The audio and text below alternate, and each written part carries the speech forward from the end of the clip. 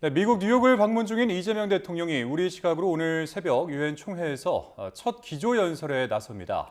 민주 대한민국의 복귀를 선언하고 한반도 정책 등 정부의 외교 비전을 제시할 것으로 보입니다. 취재기자 연결해 자세한 내용 알아보겠습니다. 강진원 기자. 네, 미국 뉴욕입니다. 네, 미국 방문 첫날 일정을 소화한 이 대통령, 오늘 새벽엔 유엔 총회에서 연설을 한다고요?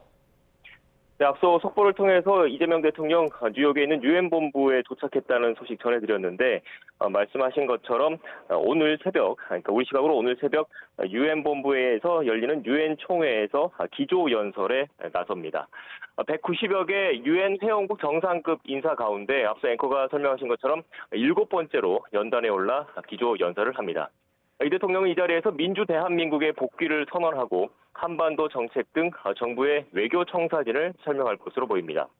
특히 한반도 비핵화를 위한 구상을 제시하고 국제사회의 지지를 요청할 거란 관측이 나오고 있습니다. 최근 이 대통령은 북한 핵미사일 프로그램의 중단, 축소, 비핵화라는 이른바 3단계 접근법을 꾸준히 언급하고 있습니다. 출국 전 외신 인터뷰에선 북핵 동결이 임시적 비상조치로서 현실적인 대안이 될 수 있다고 밝히기도 했습니다. 김정은 북한 국무위원장과 트럼프 미국 대통령이 북한 핵무기 폐기 대신 당분간 핵무기 생산 중단에 합의할 경우 수용하겠다는 건데요. 사실상 핵 보유국인 북한이 비핵화는 절대 포기하지 않겠다고 버티는 상황에서 일단 대화의 물꼬부터 터보겠다는 전략으로 풀이되고 있습니다. 다만 안보 위협은 줄이지 못하고 북한의 핵무기 보유만 공식적으로 인정하는 최악의 시나리오가 펼쳐질 수 있다는 지적도 적지 않은데요. 이 대통령이 오늘 새벽 기조 연설에서 어떤 보관을 내놓을지 관심이 쏠리고 있습니다. 네, 기조 연설 외에도 다른 굵직굵직한 일정도 예정되어 있죠. 네, 그렇습니다. 우선 눈에 띄는 건 우리 시각으로 내일 새벽, 현지 시각으로는 24일 진행되는 유엔 안전보장이사회 공개 토의입니다. 이 대통령은 한국 정상으로는 처음으로 이 회의를 주재할 예정입니다. 안보리 의장국의 대통령 자격입니다. 안보리는 국제평화 및 안보 유지와 관련해서 1차적으로 책임을 지고 유엔 회원국의 구속력이 미치는 결정을 할 수 있는 유일한 기관입니다.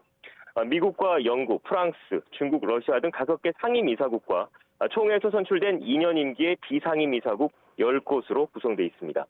한국은 지난해부터 올해까지 비상임이사국입니다. 의장국은 안보리 이사국이 한 달씩 돌아가면서 맡는데요. 9월 한 달은 우리나라 순서입니다.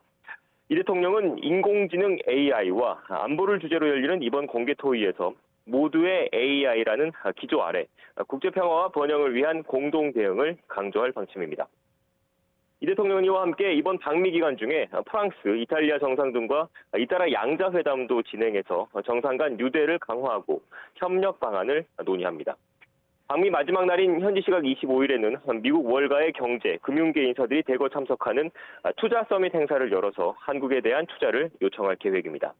이번 방미 기간 관심이 쏠렸던 트럼프 미국 대통령과의 한미 정상회담은 개최되지 않습니다.